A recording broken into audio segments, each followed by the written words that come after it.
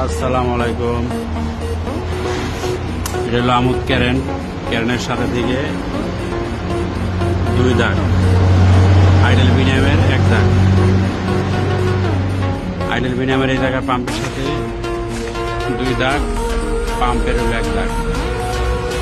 পাম্পের এই জায়গায় একটা কালো দাগ আছে, ওই যে ভিতরে ফোটা আছে, হলুদ দাগের সাথে লাগবে।